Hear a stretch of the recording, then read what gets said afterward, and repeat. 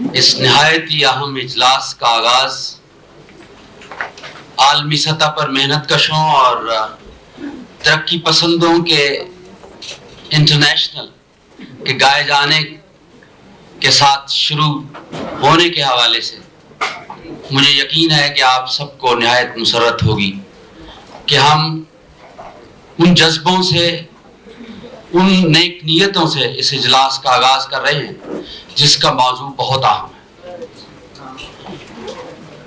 اس موضوع کی اہمیت ہم نے کل دونوں اجلاسوں میں دیکھی کہ بار بار اسی موضوع، اسی مضمون کی بازگشت ہمارے سامنے آ رہی تھی کہ پاکستان گزشتہ 54 سال میں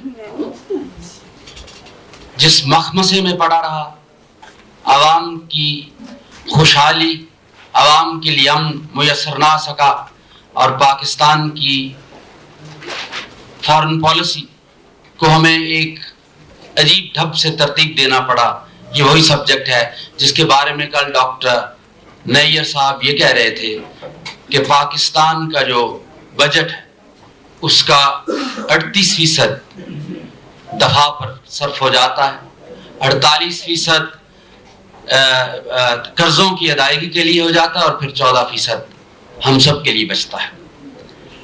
ہماری یہ خوش قسمتی ہے کہ آج کے موضوع پر ہماری سرکار کا کوئی نمائندہ ہمارے پاس مقرر کی حیثیت میں موجود نہیں ہے، جہادیوں کی حیثیت میں ہمارے پاس کوئی مقرر موجود نہیں ہے، بلکہ ایک ایسا شخص ہے جو واقعتاً ہی پاکستانیوں کے حوالے سے نہیں، ہندوستانیوں کے حوالے سے نہیں، بلکہ کشمیریوں کے حوالے سے برسر پیکار ہے۔ میں دعوت دوں گا اپنے نہایت محترم دوست اور کشمیریوں کے رہنما جناب ایمان اللہ صاحب، ایمان اللہ خان صاحب، chairman Jammu Kashmir liberation front,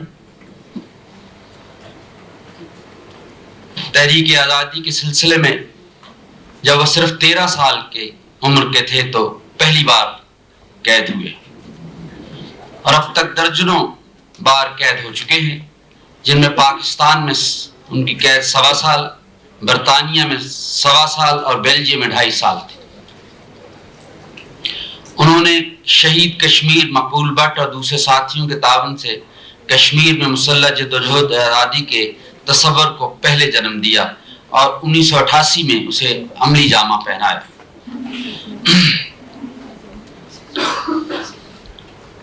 میں اب دعوت دوں گا جناب ایمان اللہ صاحب سے کہ وہ کشمیر ان پرسپیکٹو کے موضوع پہ آپ سے ہم کلام ہوں۔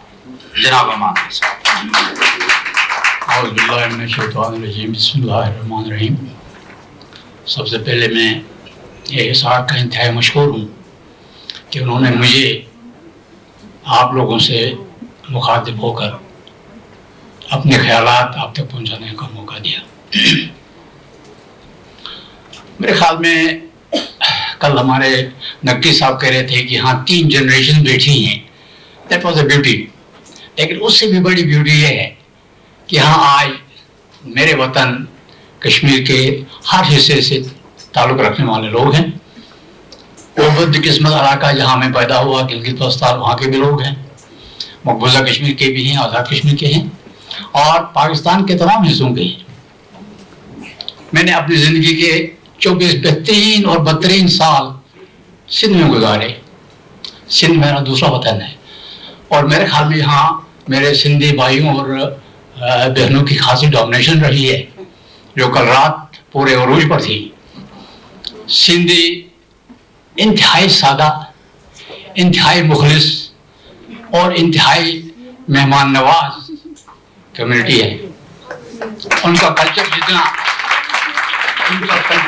رچ ہے اس کا ایک مظاہرہ کل رات کو آپ نے دیکھ لیا۔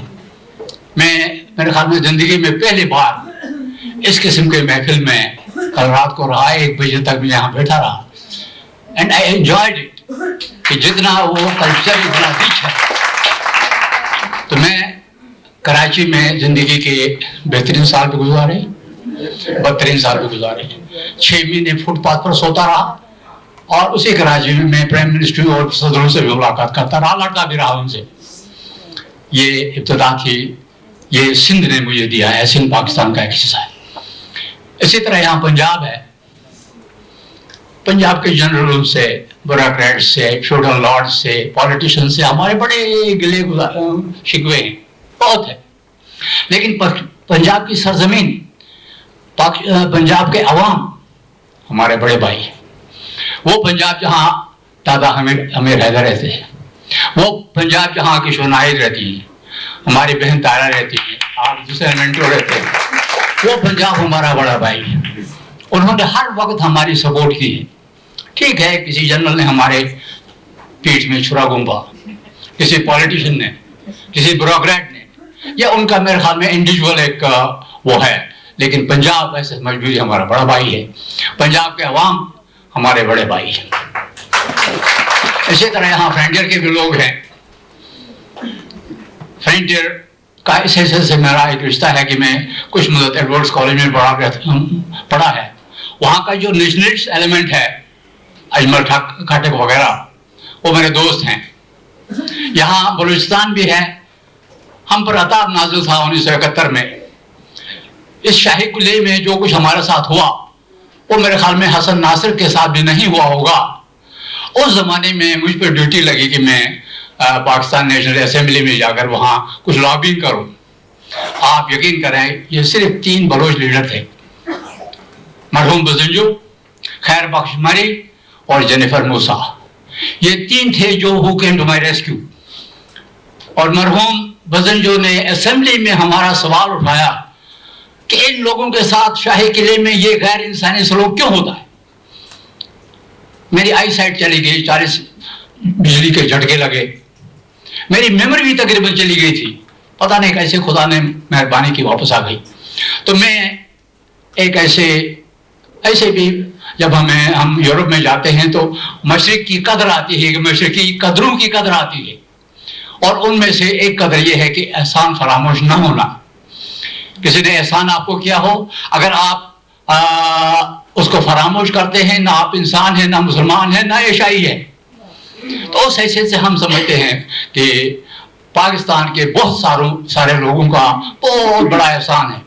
یہی 3 Baloch leader who came to my rescue, who came to our rescue. اگر انہوں نے وہ سوال نہ اٹھایا ہوتا، میرے خیال میں حسن ناصر کی طرح کوئی بڑھ کی قبر اس کے شاہی قلعے کے اندر بنی ہوتی. لیکن ان لوگوں نے آواز اٹھائی اور ہم آئے یہاں ہیں. بہت بہت شکریہ آپ کا، نگہت سعید خان کا، احسار کا، اور تمام ان لوگوں کا جنہوں نے یہ خوبصورت گیدرنگ کا یہ کیا ہے، اہتمام کیا ہے. کل شام تک میرا خیال تھا کہ میرا جو ٹاپک ہے کشمیر ان پرسپیکٹو، اسی پر بولوں، لیکن آپ کی اجازت سے میرے خیال میں آج کی گیدرنگ ایسی ہے کہ مجھے تھوڑا ڈیٹیل میں جانا پڑے گا. مجھے کشمیر کی ہسٹری تھوڑی سی بتانی پڑے گی. بہت کم لوگوں کو شاید پتہ ہے. مجھے کشمیر ایشو کی ہسٹری تھوڑی سی بتانی پڑے گی. مجھے وہ طرح حقائق جو ہمارے جن سے ہمارا واسطہ ہے آج، ان پر بھی کچھ روشنی ڈالنی پڑے گی. اور ساتھ ہی ایک سولوشن جو ہمارے ذہن میں ہے، جو میں سمجھتا ہوں کہ انڈیا کی بلائی اسی میں ہے، پاکستان کی بلائی اسی میں ہے، کشمیریوں کی بلائی اسی میں ہے، اور جس کاز کے لیے ہم سب یہاں جمع ہوئے ہیں، امن، اس کی بھی بلائی اسی میں ہے. وہ سولوشن بھی یہاں پیش کروں. تو مجھے اجازت دے دیں کہ میں اپنے اس کا آغاز کروں. پہلا ٹاپک ہے کشمیر کی ہسٹری. دنیا کے اس حصے میں 2 بہت بڑی سیولائزیشنز ہیں، Indus valley civilisation and Gandhara. لیکن کشمیر بھی اس سے کچھ کم نہیں ہے. ہماری ریکارڈڈ ہسٹری جو ہے وہ کوئی 4000 سال پرانی ہے. 4000 سال تک ریکارڈڈ ہسٹری ہماری ہے. مسلمان اس کے سیاسی پلیٹ فارم پر 14ویں صدی میں آیا، 1339 میں. اس سے پہلے 1339 سے پہلے کشمیر پر 21 ڈائنیسٹیز نے، 21 شاہی خاندانوں نے حکومت کی تھی، اور ان میں سے 18 لوکل تھے. That means about 80% of the time اس دوران کشمیر ایک آزاد و خود مختار ملک تھا. مسلمان آگے 1340 میں، 1340 سے لے کر 1819 تک مسلمانوں کا دور رہا، 480 سال. 480 سال میں بھی 246 سال کشمیر ایک آزاد و خود مختار ملک رہا ہے. اور 246 سالوں کے دوران ایسے موقع آئے، ایسا موقع آیا. ایک موقع پہلا آیا تھا ایک ہندو راجا کے زمانے میں دہدیا. وہ ایک سنہری دور تھا، ہندوؤں کے زمانے کا سنہری دور تھا. لیکن بعد میں جب مسلمان آئے، زین العابدین جو ہمارے بادشاہ تھے، جس کو پیار سے کشمیری آج بھی بادشاہ کے نام سے پکارتے ہیں، اس نے 50 سال حکومت کی، لوکل تھا. اور وہ 50 سال ہماری تاریخ کے کا سنہری باب ہے. اس کے بعد بدقسمتی سے کشمیری میں کچھ خاصی خوبیاں ہیں، کچھ خامیاں بھی. یہ ہم لوگ عموماً باہر سے اپنے لیے آقا درآمد کرتے رہے. کبھی مغلوں کو بلایا، کبھی افغانوں کو بلایا، کبھی سکھوں کو بلایا، ادھر سے انڈیا کو بلایا، یہاں کچھ پاکستان کو بلا رہے ہیں. تو یہ ایک خامی ہم میں رہی ہے، جس کے نتیجے میں ہم اپنی آزادی سے 1586 میں معلوم ہو گئے. 1586 میں مغل آ گئے، انوائٹ کیا ہمارے اپنے کشمیریوں نے. بہرحال اس کے بعد افغان آ گئے، سکھ آ گئے، انگریز آ گئے. آپ یقین کریں کہ انگریز نے کشمیر پر صرف 1 ہفتہ حکومت کی ہے، صرف 1 ہفتہ، اور وہ بھی کاغذ پر. کبھی وہ کوئی انگریز کے کسی فوجی نے وہاں پاؤں نہیں رہا. لیکن اسی 1 ہفتے کے دوران اس نام نہاد دنیا کی سب سے بڑی جمہوریت نے ہمیں بیڑ بکریوں کی طرح 75 لاکھ روپے میں بیچا، مادہ امرتسر کے تحت. اس کے بعد ہمارا مہاراجہ کشمیر سے، وہ مہاراجہ نے لے لی تھی، مہاراجہ کشمیر سے ہماری ٹکر رہی. 1931 میں ابتدا ہو گئی. تو یہ جو 1931 تک یہ ہسٹری ہے کشمیر کی. اس کے بعد کشمیر ایشو صحیح معنوں میں یہ ہوتا ہے، شروع ہوتا ہے. 31 میں پہلی بار ڈوگرا فوج نے ہم پر گولی چلائی. 21 آدمی ایک ساتھ شہید ہو گئے. اور ڈیوٹی یہ تھی کہ ان 21 میں سے ایک بھی ایسا نہیں تھا جس نے پیٹھ پر گولی کھائی ہو. 21 کے 21 نے سینے پر گولی کھائی تھی.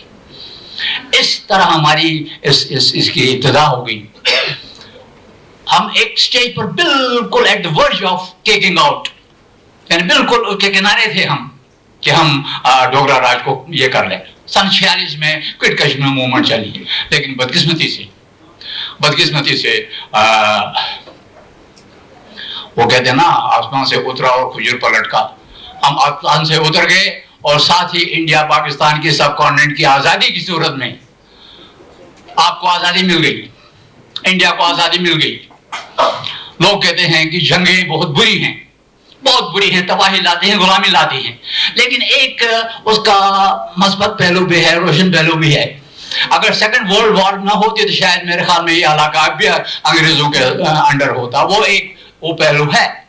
لیکن ساتھ ہی یہ بھی دیکھنا ہے کہ ڈیکولونائزیشن کی جو لہر چلی سیکنڈ ورلڈ وار کے بعد، جب یونائٹڈ نیشنز بنا، اس وقت یونائٹڈ نیشن کے ممبروں کی تعداد صرف 50 تھی، آج 190 ہے. گزشتہ 55 سال کے دوران 140 قومیں آزاد ہو گئی. وہ میرے خیال میں اس کی بنیادی جو وجہ تھی سیکنڈ ورلڈ وار تھی، جس نے انگریزوں کا بالکل کش کر کے رکھ دیا اس نوآبادیاتی نظام. لیکن ہمارے لیے یہ جو سب کانٹیننٹ کی فریڈم تھی، یہ ہمارے لیے ایک اور غلامی کی وجہ بن گئی. عموماً پاکستان کے فارن آفس والے دوسرے کہتے ہیں کہ ہماری پرنسپل پالیسی آن کشمیر، اصولی پالیسی کشمیر پر پاکستان کی حکومت کی. میں کہتا ہوں کہ یہ سب سے بڑا جھوٹ. کوئی اصول نہیں ہے پاکستان کا کشمیر کی پالیسی کے بارے میں. کل انٹرنیٹ پر ایک مضمون دیکھا میں نے، پرسوں 3 دن ہو گئے، دیکھا تھا کہ پاکستان نے پہلی بار یو ٹرن لیا کشمیر پر. میں کہتا ہوں پہلی بار نہیں لیا ہے، پاکستان نے 15 بار یو ٹرن لیا ہے. مسلم لیگ نے جب ٹو نیشن تھیوری چلائی، اس میں کشمیر بھی شامل تھا. مجھے یاد ہے میں سری نگر میں تھا، ایک بڑا نقشہ تھا سب کانٹیننٹ کا. جس میں ایک سائڈ کو سبز دکھایا، گہرا سبز دکھایا جاتا تھا، اس میں پنجاب بھی تھا، کشمیر بھی تھا، بلوچستان بھی تھا، سندھ بھی تھا، پنجاب بھی تھا، بنگال بھی تھا. اور ہم چونکہ جوانی میں ایک وہ تھے، ٹین ایجرز تھے، تو اس میں جا کر بلی میں جا کر میں اس سبز حصے کو چوما کرتا تھا، جو سبز حصہ پاکستان کا دکھایا جاتا تھا اس وقت. لیکن 3 جون کے ساتھ ہی مسلم لیگ نے کہا کہ اسٹیٹس جو ہیں، یہ جو شخصی ریاستیں ہیں جیسے خیرپور ہے، بہاولپور ہے، کشمیر ہے، حیدرآباد کا گندھایا، ان کے فیوچر کا فیصلہ وہاں کے حکمران کریں گے. That was the biggest you turn, کیونکہ کشمیر کی 80% آبادی مسلمان تھی، حکمران ہندو تھا. آپ نے مسلمانوں کی قسمت کا فیصلہ کرنے کا حق ایک ہندو کو دے دیا. مسلم لیگ کے کہنے پر یہ قانون بنا. تو کہاں رہی وہ 2 نیشن تھیوری؟ ایک وہ لے لیا، یو ٹرن لے لیا. دوسرا یو ٹرن اس کے بعد ساتھ ہی لیا کہ قائد اعظم نے اعلان کیا کہ اسٹیٹس کو خود مختار رہنے کا حق حاصل ہے. یہاں کے حیدرآباد دکن کو کہ خود مختاری کا مسئلہ یونائٹڈ نیشن میں لے جایا گیا. پاکستان اس کو پلیڈ کرتا رہا. وہاں جب انڈیا مسئلے کو لے گیا تو اس وقت اس مسئلے کا عنوان تھا the situation in Kashmir. Pakistan کے کہنے پر اس کو ہیڈنگ چینج کر کے اس کو انڈیا پاکستان کوشچن بنایا گیا. نتیجہ یہ ہے کہ کشمیر بیک گراؤنڈ میں چلا گیا. That was the third, fourth U-turn. اس کے بعد آپ نے UN ریزولوشنز کو ایکسیپٹ کر لیا.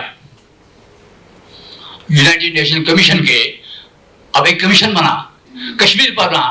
اس کا نام تو ہونا چاہیے تھا UN کمیشن آن کشمیر، لیکن چونکہ ہیڈنگ چینج کرائی گئی تھی، ظفر اللہ خان صاحب نے کروائی تھی، اس لیے اس کا نام پڑا UN commission on for India and Pakistan, UNCIP. میں نے اس میں 82 میں یونائٹڈ نیشن میں ہر سال جایا کرتا تھا لندن سے. نئے یہ افریقن ملک آزاد ہوئے تھے. میں نے کہا یہ کشمیر کا ایشو کیا نام ہے سیکورٹی کونسل کے ایجنڈے پر ہے. اس نے کہا نہیں ہے. میں نے کہا ہے. اس نے کہا نہیں ہے. تو تھوڑا فرینڈلی تھے ہم، ایک غریب ملک کا تھا، کالے ملک کا تھا. میں نے کہا شرط لگاؤ. اس نے شرط لگایا. ہم نے مرغے کی. اب وہ ہم اس سے بات یہ تھی کہ وہاں وہ جو وہ تھا کیفیٹیریا، وہاں حلال چیز نہیں ملتی تھی تو میں وہاں نہیں جایا کرتا تھا. تو بہرحال وہ لگائی. تو اس نے تیسرے دن نے کہا mister Khan I won. There is nothing like Kashmir on UN Security Council agenda. میں نے کہا یہ جو انڈیا پاکستان کوشچن ہے it is کشمیر. مقصد یہ ہے کہ کشمیر کی مسئلے کو انڈیا پاکستان کوشچن بنا کے ایک سفیر بھی اس سے واقف نہیں کہ یہ ایشو ایجنڈے پر ہے. اس طرح غلطیاں ہوتی رہی، بڑی غلطیاں ہوتی رہی ہیں. اور کبھی یہ ہوا کہ آپ نے یہ کیا گیو اینڈ ٹیک پر بات کی. ایک طرف UN ریزولوشنز، دوسری طرف گیو اینڈ ٹیک. آپ کو پتا ہے کہ بھٹو سورن سنگھ ٹاکس جو 1963 میں ہوئے، 5 راؤنڈز ہوئے، کلکتہ کراچی، کلکتہ کراچی، دہلی کراچی. بھٹو صاحب پاکستان کے معنی کرتے تھے ایز اے پرسن، ایک انسان کی حیثیت سے، ایک پاکستانی کی حیثیت سے، ایک اسٹیٹسمین کی حیثیت سے. میں بڑا شیدائی رہا ہوں بھٹو صاحب کا. ڈنڈے کھائے ہیں. ایک دفعہ معراج محمد خان منسٹر تھا. بھٹو نے اس سے میں نے کوئی کام کرنے کے کہا تھا، اور میرے ساتھی یہاں شاہی قلعے میں تھے. بھٹو صاحب اور سرکدار تھے. میں نے معراج سے کہا بھائی یار اس کو میرے مقبول بٹ وغیرہ تو بچا اس کو، ورنہ وہ مارے جائیں گے. تو بھٹو نے معراج نے فون کیا میرے سامنے بھٹو صاحب کو. تو بھٹو صاحب نے تم کیسے جانتے ان کو؟ اس نے کہا بھٹو صاحب آپ بول سکتے ہیں، میں نہیں بول سکتا. یہ معاملہ ہے یہ کراچی میں اس نے ڈنڈے کھائے ہیں تمہاری پیپلز پارٹی کے لیے. آج اس پر آتا ہو تم کہ تمہیں پہچانتا ہی نہیں. تو مقصد یہ ہے کہ کیا کام انہوں نے کیا اچھا خاصا کیا. میرے خیال میں اگر بھٹو صاحب برسر اقدار نہ آئے ہوتے تو یہ جیسے میں نے پہلے کہا حسن ناصر کی طرح مقبول بٹ کی بھی قبر یہاں شاہی قلعے کے اندر ہوئی ہوتی. بھٹو صاحب نے بچایا. تو بھٹو صاحب جو 63 کی ٹاکس میں پاکستان کی طرف سے تھے، آپ یقین کریں پہلا معاہدہ جو بھٹو اور سورن سنگھ کے درمیان ہوا وہ یہ تھا کہ اس ٹاکس کے دوران پاکستان کشمیریوں کے حق خسارت کی کوئی بات نہیں کرے گا. پہلا ایگریمنٹ گیو اینڈ ٹیک ہوگا. پاکستان نے ابتدا کی، بھٹو صاحب نے ابتدا کی جی چلو جی جموں کے 4 ضلع ہیں 6 ضلع ہیں، 6 میں 3 کی ہندو میجورٹی ہے، وہ 6 ضلع تمہارے، باقی ہمیں دے دو. اس طرح ہوتے ہوتے ہوتے ہوتے گیپ یہ نہر ہوتے ہوتے ایک سٹیج ایسا آیا جہاں دریائے جہلم کو بنانے کی کوشش کر رہی ہے. امیجن کریں دریائے جہلم کے سری نگر میں کشمیر کے 3 شہروں سے اس طرح گزرتا ہے جیسے آپ کے لاہور کے بیچ سے یہ مال روڈ گزرتا ہے. مال روڈ کو خدا نہ خواستہ کل انڈیا اور پاکستان کا بنایا جائے.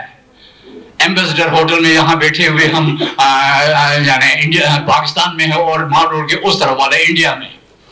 اس سے بڑا ظلم ہو سکتا تھا. یہ تجویز آئی کہ دریائے جہلم کو بنایا جائے. سری نگر کے 2 ٹکڑے، سوپور کے 2 ٹکڑے، اسلام آباد کے 2 ٹکڑے. بھائی ادھر ایک بھائی ادھر انڈیا میں تو چھوٹا، پاکستان میں بہن ادھر، اور یعنی بھائی ادھر، باپ ادھر، بیٹا ادھر.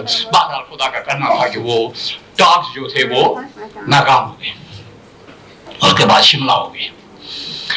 جس دن شملہ تھا ہم اسی عطاب کے سلسلے میں جس کا میں نے پہلے ذکر کیا تھا، میں اس لاہور میں تھا، میں سنتا رہا. شملہ ہو گیا اور میں نے دیکھا کہ دوسرے ہی دن ابھی بھٹو صاحب وہاں ہی تھے، شملہ میں ہی تھے. یہاں سردار قیوم صاحب نے کہا جی بھٹو نے کشمیر کو بچا لیا، بھٹو نے پاکستان کو بچا لیا. لیکن آج وہی سردار قیوم کا تھا، بھٹو نے غداری کی ہے پاکستان کے ساتھ اور کشمیریوں کے ساتھ بھی. ابھی وہ بھٹو صاحب وہاں ہی تھے، یہاں انہوں نے بیان داغ دیا ویلکم کرتے ہوئے.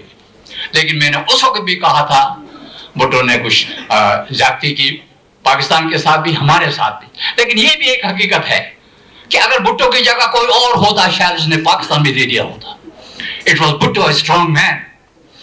اور میری اپنی معلومات یہ ہیں کہ جب بھٹو صاحب وہاں پہنچے، ڈی پی در تھا وہاں پر انڈیا کا، اندرا گاندھی کا ایڈوائزر.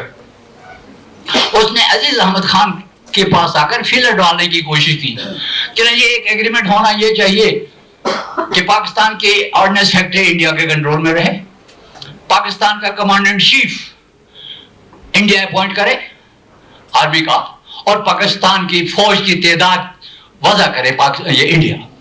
یہ 3 چیزیں تھیں جو انڈیا امپوز کرنا چاہتا تھا پاکستان پر. میں سمجھتا ہوں یہ بھٹو ہی تھا، کوئی اور ہوتا شاید گھٹنے ٹیک دیتا. اس نے اٹھا کر منہ پر مار دیا وہ اندرا گاندھی کے وہ پیپر کہ جائے آپ فتح کریں کشمیر کو، پاکستان کو. I don't want to see any nonsense like that. میں غیرت مند قوم کا نمائندہ یہاں ہوں. تمہارا یہ ہو گیا.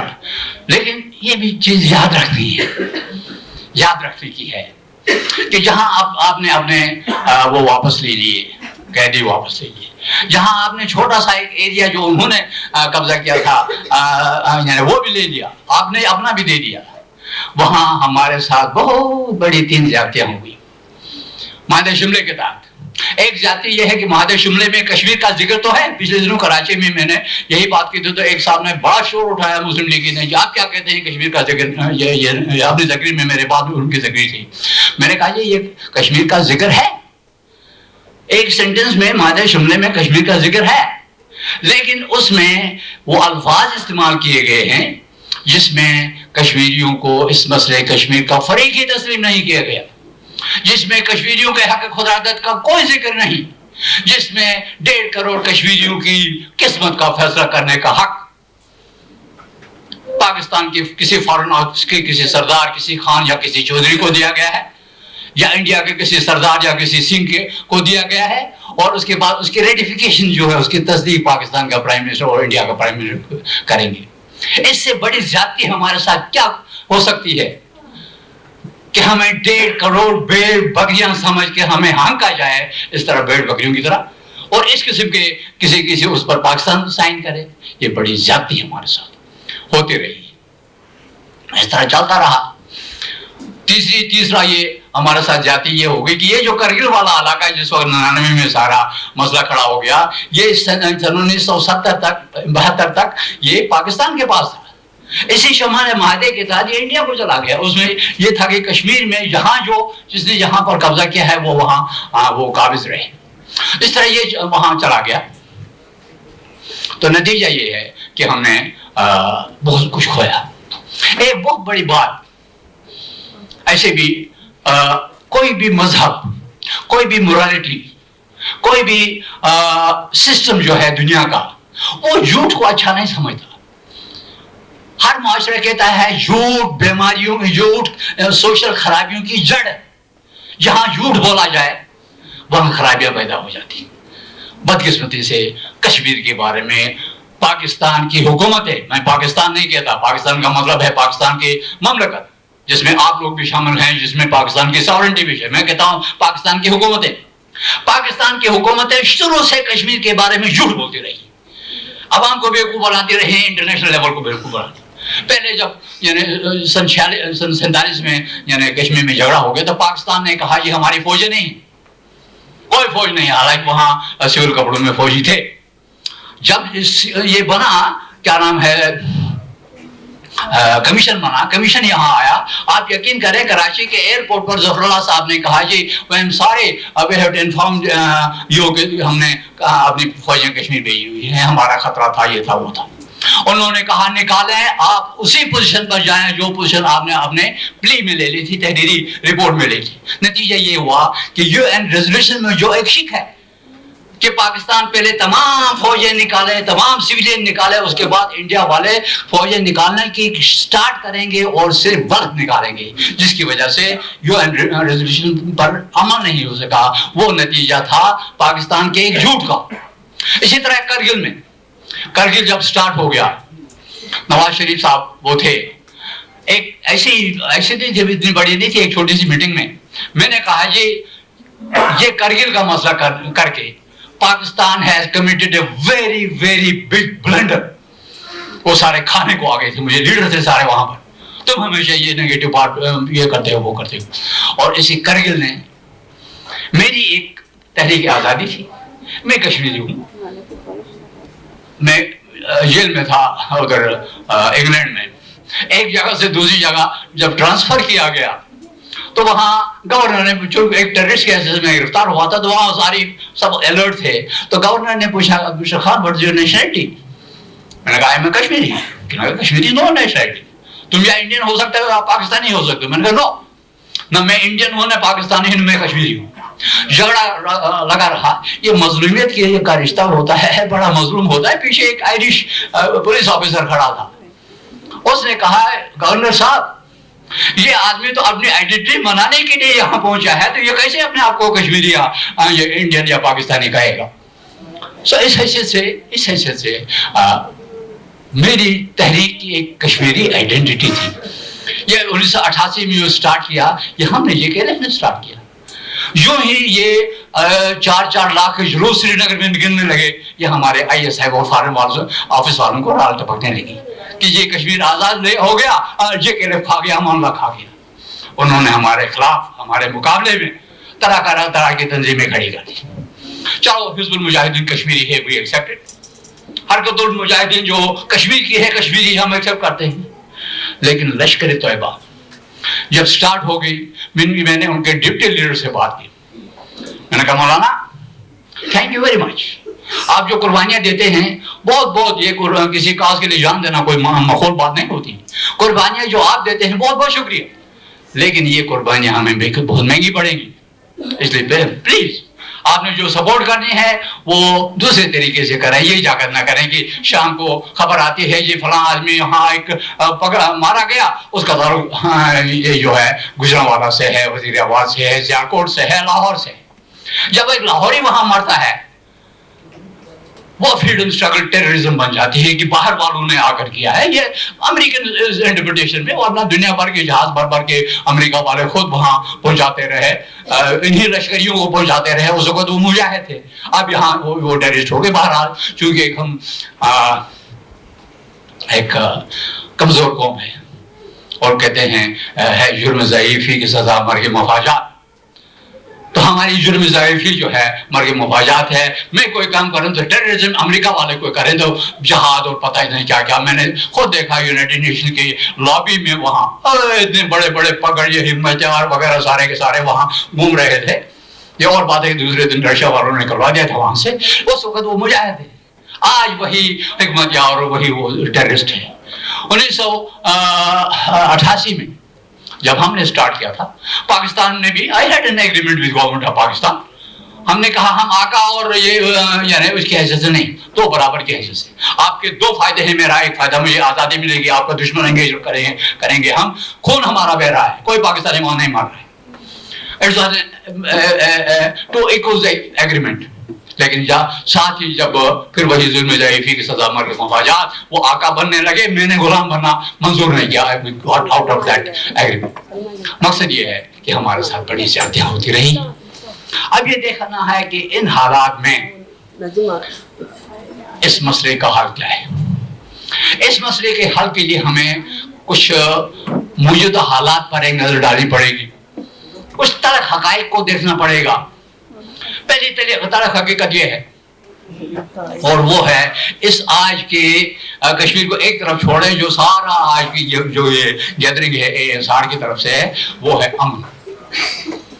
امن کے لیے کر رہے ہیں نا, امن کی اسٹیبلشمنٹ کے لیے کر رہے ہیں. ایک طرح حقیقت یہ ہے کہ سب کانٹیننٹ میں امن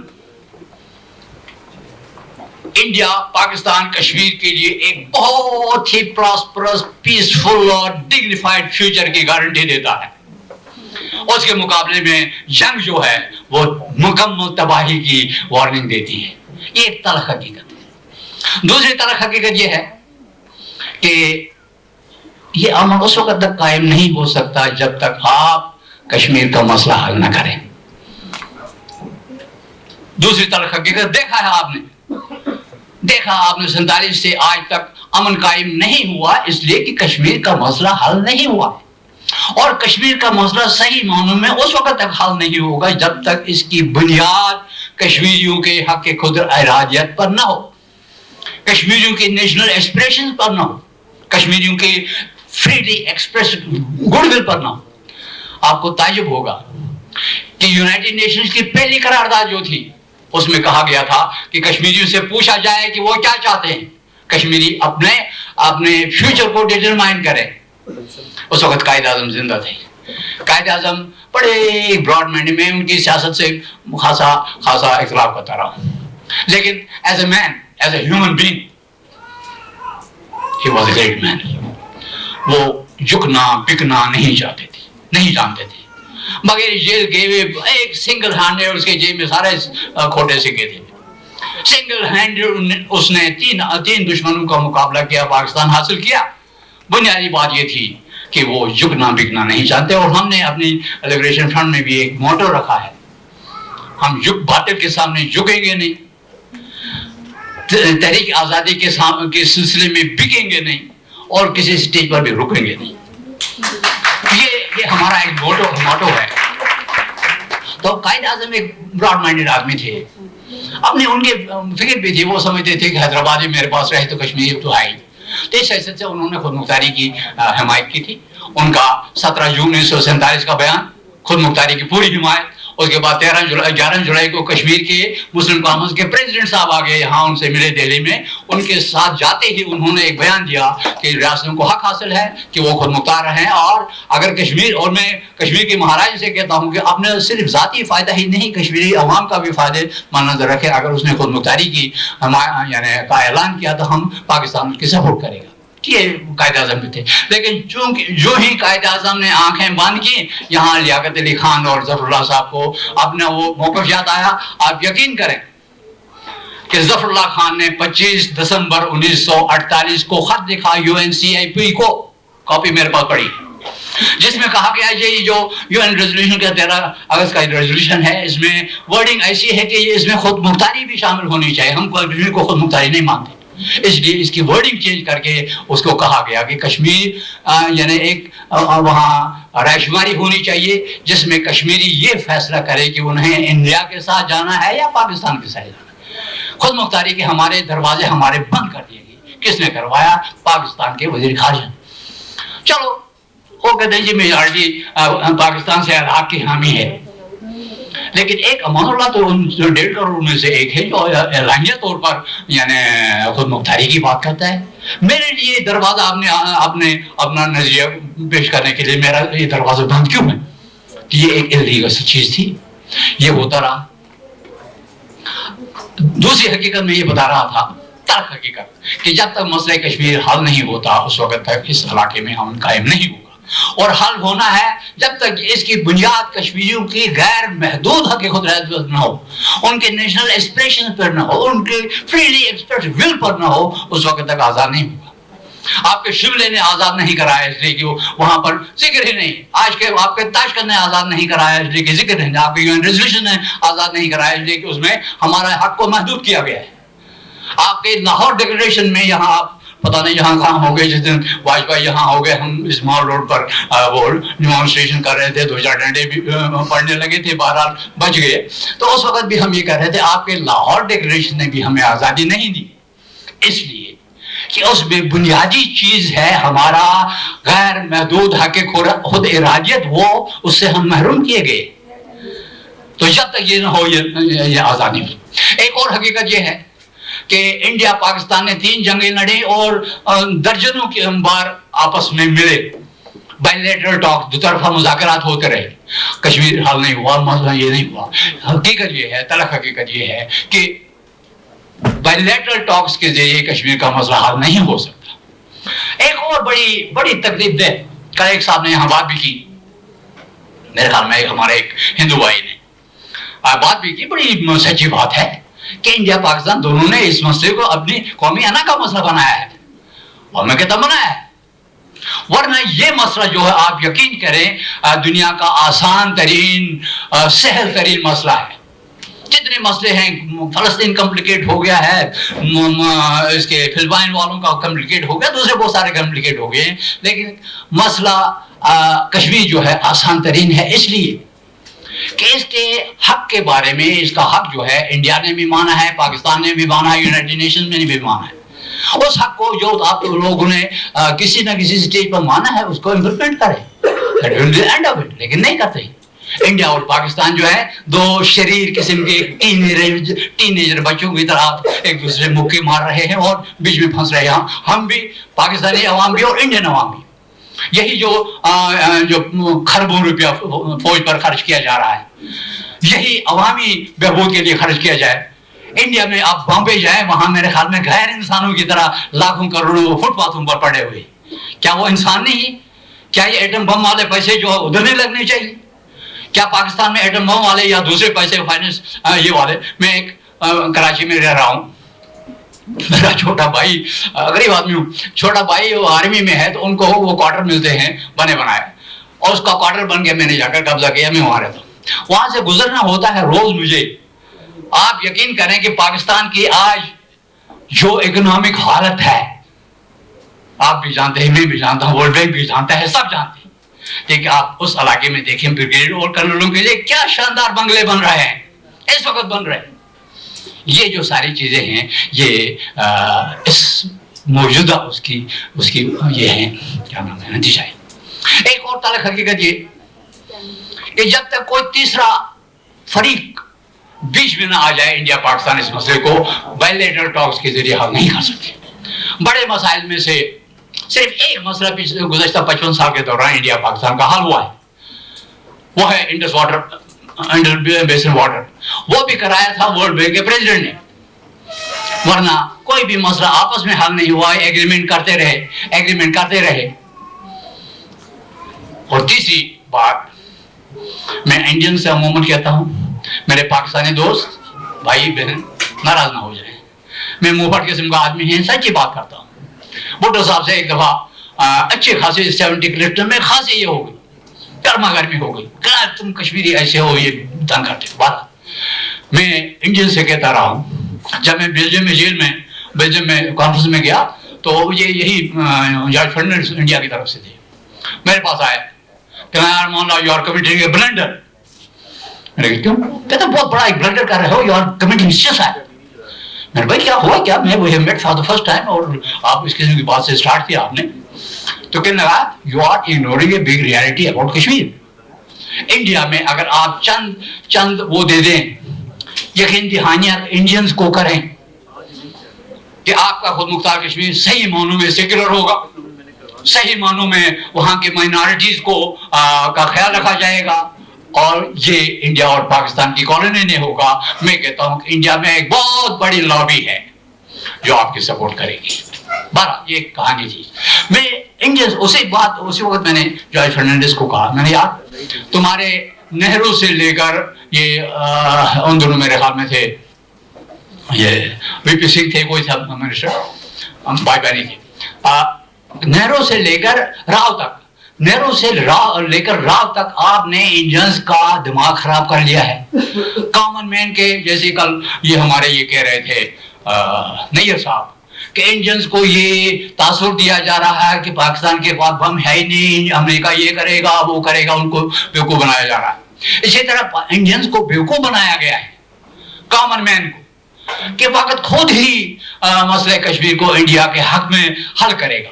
یہ چیز انڈیا کے ذہن میں بیٹھی ہوئی ہے، اور میں سمجھتا ہوں یہ انڈیا کے لیے انتہائی خطرناک ہے، اس لیے کہ اسی وقت نے ثابت کیا ہے کہ وہ اس طرح سوچنے والے احمقوں کی جنت میں رہتے. وقت کشمیر کو یعنی انڈیا کے حق میں حل نہیں کرے گا، نہیں کیا ہے، 55 سال ہو گئے. اسی طرح میں پاکستانی بھائیوں سے بھی کہوں گا، بہنوں سے، خاص کر پنجاب میں یہ بات کرتے ہوئے مجھے ڈر لگتا ہے. 2-3 دفعہ میں نے یہاں پریس کانفرنس میں باتیں کی، یہ کھانے کو آ گئے تھے مجھے، تو میں بڑی پریپریشن کے ساتھ آتا ہوں پنجاب میں جب یعنی یہ کرتے ہیں، اور کراچی میں جا کر، کراچی میرا گھر ہے، can speak any thing I like, لیکن یہاں ڈر لگتا ہے. اور وہ ڈر یہ ہے کہ اگر موجودہ حالات میں آپ سمجھتے ہیں کہ مقبوضہ کشمیر کا 1 انچ بھی ملتا ہے، آپ اسی انڈینز کی طرح امکوں کی جنت میں رہتے ہیں. You are not going to get 1 inch of Kashmir. Indian occupied Kashmir بھی. لیکن مقبوضہ کشمیر کا انڈیا کے تسلط سے نکلنا وہ آپ کی بقا کا سوال ہے، خاص کر پنجاب کی بقا کا سوال ہے. ایک زمانہ ایسا تھا، میں بنڈی سے لاہور آیا کرتا تھا، راوی میں کشتیاں چلتی تھی. آج راوی میں لوگ پہلے چلتے ہیں کہ نہیں، اس لیے کہ ایک ایگریمنٹ ہو گیا، راوی کا پانی ادھر چلا گیا، لیکن اس کے بدلے آپ کو منگلا ڈیم ملا ہے. لیکن جس دن مسئلہ کشمیر ہمیشہ کے لیے انڈیا کا ہو گیا، مقبوضہ کشمیر انڈیا کا ہو گیا، تو چناب جو ہے، چناب پر آلریڈی سلال ڈیم بنا ہوا ہے، وہ پانی اس طرف لے جا سکتے ہیں. اور جس طرف راوی جس دن یہ کیا نام ہے، راوی کی طرح چناب بھی خوش ہو گیا، آپ کا پنجاب ریگستان نہیں بنے گا نا. اس لیے اس راوی چناب کے منبع کو انڈیا کے تسلط سے نکلنا پاکستان کی بقا کے ضروری ہے. آپ کی گود میں نہیں آ سکتا کشمیر، تو بیچ سے کیا نکلتا ہے؟ خود مختار ہو جائے نا. لاجیکل ایک نکلتا ہے خود مختار ہونا. مقصد یہ ہے کہ اسی طرح جہلم ہے، آپ بنا رہے ہیں جہلم میں، پورا بیراج بن رہا ہے. جہلم کے اس کو پانی کو یہ نہیں کر سکتے ہیں، وہ ڈائیورٹ نہیں کر سکتے ہیں، وہ جیوگرافی ایسی نہیں ہے، لیکن وہ جہلم کے پانی کو 6 مہینے کے لیے روک سکتے ہیں. وہ بنانے کے بعد 6 مہینے کے لیے جہلم کا پانی رک گیا. آپ کا منگلا ڈیم خشک، وہ بجلی جس کے آپ کارخانے چل رہے ہیں، جس سے آپ کے گھر روشن ہو رہے ہیں، وہ ختم. اس سے پانی سے آپ کا پنجاب، آدھا پنجاب، نارتھ پنجاب اریگیٹ ہوتا ہے، وہ ختم. تو مقصد یہ ہے کہ مقبوضہ کشمیر کا انڈیا کے قبضے سے نکلنا پاکستان کی بقا کے لیے ضروری ہے. لیکن آپ لے کر اپنی جیب میں نہیں ڈال سکتے ہیں. جہاں دونوں چیزوں کو ملائیں تو بیچ سے کیا نکلتا ہے؟ کشمیر کی گود نکلتی ہے. اور ایک اور بات جو میں نے پہلے کہی ہے کہ اس مسئلے کا حل کشمیریوں کی حق کی بغیر نہیں. اب یہ 5 حقیقتیں آ گئی. ایک حقیقت یہ ہے کہ جنگ اس کو جنگ تباہی لاتی ہے. دوسری حقیقت یہ ہے کہ جنگ یا بائیلیٹرل ٹاک اس مسئلے کو حل نہیں کر سکتے ہیں. تیسری حقیقت یہ ہے کہ دونوں نے انا کا سوال بنایا ہے، انڈیا اور پاکستان دونوں نے. آپ یقین کریں کہ انڈیا اور Pakistan generally they have agreed to disagree on everything. ہر چیز میں ڈس ایگری کرتے ہیں، صرف ایک چیز میں وہ متفق ہیں، وہ ہے کشمیریوں کی خود مختاری کی مخالفت. وہ بھی مخالف، یہ بھی مخالف. اور معاملہ یتیم بیچارہ دونوں سے لڑنا پڑتا ہے. اس نے انڈیا والوں نے NTJ کے لیے ایک سیل بنایا ہوا ہے فارن آفس میں. یہاں پچھلے دنوں ایک سیمینار تھا، 14 اسپیکر تھے. 14 स्पीकर थे, तिलावत करने वाले को भी और यानी वो स्टेट सेक्रेटरी को भी टीवी पर दिखाया गया, बीच से मुझे निकाला गया और ये 6 साल से हो रहा है। I am black out, I don't care for that. यानी ये उसकी पीटीवी से ऐसे भी झूठ का परिंदा होता है, उस झूठ में मैं शामिल होना नहीं चाहता, उस ऐसे से भी अच्छी बात है कि वो नहीं हो रहा। दोबारा ये तलख हकीकतें हैं, तलख हकीकतें हैं। एक हकीकत ये कि जंग हल नहीं है, दूसरी हकीकत ये नहीं कि इंडिया पाकिस्तान अकेले हल नहीं कर सकते हैं, तीसरी हकीकत ये है कि अना का मसला बनाया है वेरी बैड, बहुत ही गलत अना है। लेकिन एक तलख हकीकत है, पिछले दिनों एक जमात इस्लामी वाले से मेरी बात हो गई, कह रहे यार आप उसकी बात करते हैं तलख हकीकत की, अना की बात करते हैं, इंडिया इज रॉन्ग। मैंने कहा जी आप उस फार्मर ईस्ट पाकिस्तान को आज किस नाम से पुकारते हैं? कहने लगा बांग्लादेश। मैंने कहा आपके अल शम्स और अल बदर ने क्या कुछ किया था इस बांग्लादेश को रोकने के लिए, लेकिन बांग्लादेश बन गया, तलख हकीकत है, आप उसको रिकॉग्नाइज कर रहे हैं, अगर नहीं करें तो आप पागल करार दिए जाएंगे। इसी तरह एक तलख हकीकत है कि इंडिया और पाकिस्तान दोनों ने इसको एक अना का मसला बनाया हुआ, इसको हम इस तरह हकीकत को हमें तस्लीम करना चाहिए। इंडिया अपने मुल्क के 4 टुकड़े करेगा, 10 टुकड़े करेगा, 1 इंच भी पाकिस्तान को नहीं देगा। पाकिस्तान अपने मुल्क के 10 टुकड़े करेगा, आजाद कश्मीर का 1 इंच इंडिया को नहीं देगा। ये अना का मसला बना है, झूठी अना का। इस हकीकत को भी हमें अपने सामने रखना है। ये भी देखना है कि थर्ड पार्टी के बगैर नहीं हो सकता, ये भी देखना है कि कश्मीरियों की राय के बगैर नहीं हो सकता। इन सब तरह हकीकतों को जब हम मिलाते हैं तो उसके बीच से एक हल निकल आता है, बहुत ही खूबसूरत सा हल कश्मीर का। और वो ये है कि कश्मीर गुज़श्ता 55 साल से इंडिया और पाकिस्तान के दरमियान एक बोन ऑफ कंटेंशन बना हुआ है। 3 जंगें लगी, दोनों तबाह हो गए, दोनों कंगाल हो गए। हम चाहते हैं कि ये कश्मीर जो है ये तनाज़े की बजाय दोनों के दरमियान दोस्ती का पुल बन जाए। वहां के 1 अरब अवाम भी बचेंगे, यहाँ के 14 करोड़ अवाम भी बचेंगे, वो कश्मीरी 1.5 करोड़ अवाम भी बचेंगे। और वो ऐसे ही है, क्योंकि मैंने पहले कहा है कश्मीर 1 इंच पाकिस्तान को देने के लिए तैयार नहीं है इंडिया, पाकिस्तान इंडिया को देने के लिए तैयार नहीं है। लेकिन अगर पिछले दिनों में एक जब मैंने बात की थी कि गिव एंड टेक की बातें होती हैं, मैं कहता मैं एग्री करता हूं कश्मीर पर गिव एंड टेक की बात होनी चाहिए। ये सारी दुनिया में गिव एंड टेक होती है, कश्मीर पर गिव एंड टेक होनी चाहिए। Give Kashmir to Kashmiris and take a better future for yourself. आप कश्मीर को कश्मीरियों के को दे दें और अपने लिए एक रोशन और पुरअमन और खुशहाल मुस्तकबिल ले लें। इससे बेहतर को गिव एंड टेक मेरे ख्याल में नहीं हो सकता।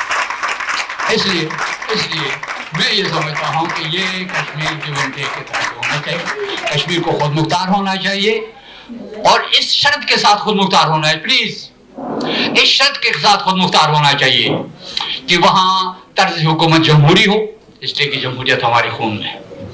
वहाँ तर्ज हुकूमत फेडरल हो, इसलिए कि वहाँ मुख्तलिफ कल्चर के लोग रहते हैं। गिलगित बल्तिस्तान वालों का एक कल्चर है, आज़ाद वालों का एक है, जम्मू का एक है, वैली का एक है, लद्दाख का एक है। ये फेडरल इसलिए कि 5 सूबे हो जिनको इंटरनल ऑटोनॉमी हासिल हो। इंटरनल ऑटोनॉमी न दे के आप लोगों ने फ्रंटियर वालों को, सिंध वालों को, दूसरों को नाराज कराया। ये फ्रंटियर वालों के, सिंधियों के, दूसरों की, बलोचों की नाराजगी जो है ये पाकिस्तान, पंजाब के लिए नहीं, पाकिस्तान के लिए। I will be the last man, मैं आखिरी इंसान होऊंगा जो पाकिस्तान की डिसइंटीग्रेशन चाहेगा। Pakistan must remain there. लेकिन पाकिस्तान के जो इलाके के लोग, मुख्तलिफ लोग हैं, उनके साथ इंसाफ होना चाहिए। सिंध के साथ इंसाफ होना चाहिए, फ्रंटियर के साथ होना चाहिए।